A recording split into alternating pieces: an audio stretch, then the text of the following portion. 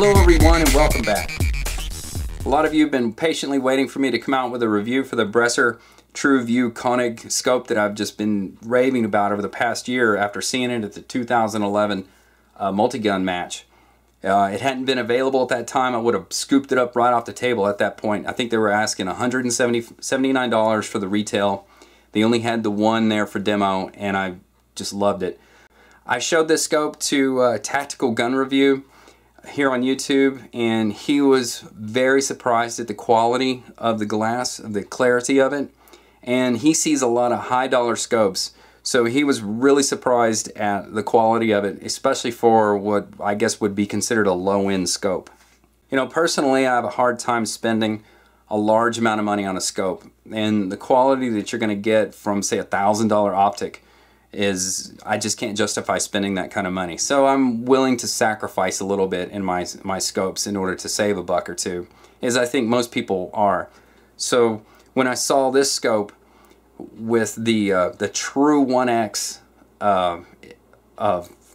magnification, that just screamed at me. I had to have it, because I don't know how many times I've picked up a scope that said it was 1x, but you look through it and, you know, with both eyes open, you can tell that something is just not right. It looks different. One's bigger than the others. There's a slight magnification in there. And when I picked this up at the 2011 LaRue Match, or Texas Multigun Match, on the vendor table, and I saw that it was truly 1x, I had to have it right then. Unfortunately, this was the only model they had, or the only sample they had, so they wouldn't sell it to me. So it was much later into the year when I finally got around to ordering it. It was a little tough ordering it. It wasn't quite in the stores yet, so I had to do some searching on the internet. I made the purchase. A couple of weeks went by, didn't receive the scope. Called up Bresser, got a machine. It was quite an ordeal, I must add. And finally I called another number, finally got a hold of somebody else in a different state, and I told them what had happened, and they basically said, yes, your order was taken, your money was taken, but the scope was never shipped. We're sorry. So they sent me the scope, and they sent me the rangefinder that Bresser makes as well. This is the 800 yard model. It retails for, I think they're advertising $300, but you can buy it online for about $89. It's not a bad rangefinder, but I don't trust it out to 800 yards. The reticle is off. Even at 100 yards you have to aim a little high from the center point, plus the reticle is huge, so once you go beyond say 100, 200 yards, it doesn't have that kind of pinpoint accuracy you would expect a rangefinder to have. But anyways, that was kind of a nice kudo, or a nice little condolence prize, if you will, for going without my scope. Anyways, I shot the 2012 LaRue Match with this scope and loved it. I don't consider myself a rifleman by any means, but I was able to hit the 500 yard targets with my 16-inch AR15, no problems. A couple of hiccups here and there, but as far as not getting it on the first shot, but I was very happy that I got my hits at 500 yards with this scope. And there's two things I don't like about it. First is it has a lighted reticle. I don't really need a lighted reticle. It's one thing that's going to go bad. It adds a little bit of size to it. It's kind of bulky, gets in the way. And you know what? If I needed an illuminated reticle, I would use a red dot or something. So I really don't have a use for an illuminated reticle. And the second thing is it's got a Mildot reticle in there. And you know, without going out there and trying to read a whole bunch on the internet and figuring all this out, I don't need the Mildot reticle either in order to judge my sizes, or you know, size up a target at whatever range. I would just assume have a very simple scope with a couple of aiming points below 0.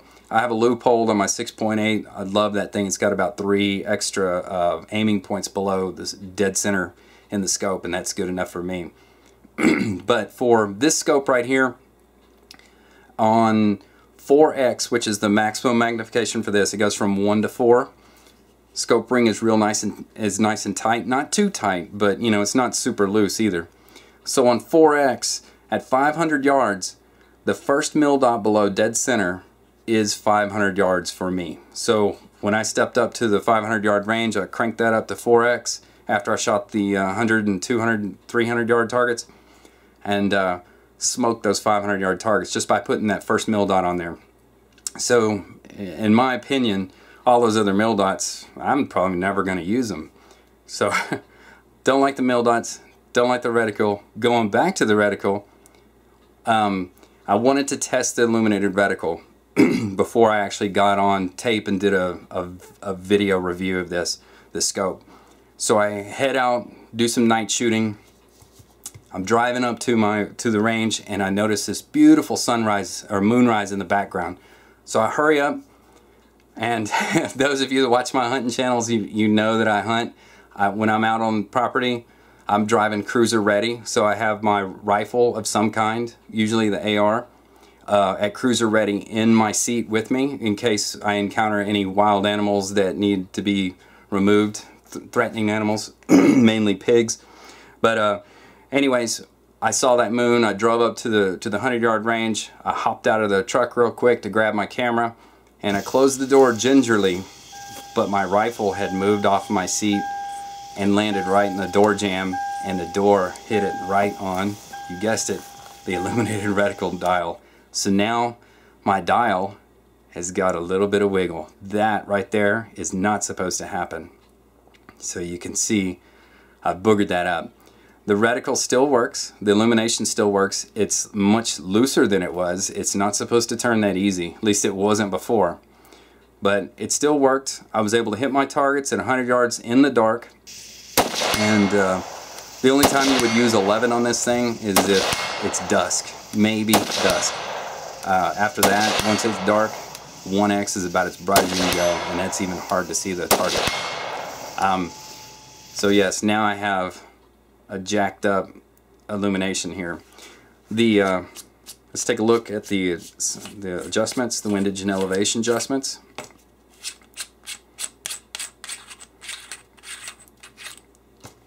So they have a real positive click when you move those. The only issue that I've run into is on this one right here. Once you zero it, by the way, there's some set screws on the side that you can adjust. You adjust this right here, and then you can zero the knob to 0 here, if you will. So I sighted it in 100, and then you loosen the screw and fix that right there, so that your point of aim, if you wanted to adjust it out to 300 yards, you crank it over, and then you can return to 0 later on. Well, the only complaint I have is the lines don't quite line up right there. It does over here, but on this top one it doesn't. So I think the quality is going to vary from scope to scope from what I can see here. Other than these few little quirks and me being well, let's just say stupid, it's been a very good scope for me, and I'm happy to say, even after getting smashed in the door, that it still functions great, other than, you know, the knob being loose. So would I recommend this scope? You bet. For my purpose of 3-gun, it has been fantastic. On 1x, you put it on 1x and you got close-in targets from anywhere from 10 to 100 yards, you can just smoke those things as fast as you can. It's great. It's like having a red dot almost, because you can keep both eyes open, you can see your target, you can see your sights, you can see the next target that you're about to transition to.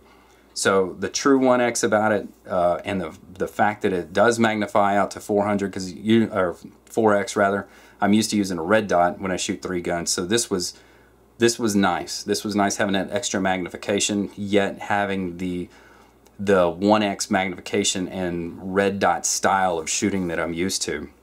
So for the price, I definitely recommend this for 3-gun and just having fun.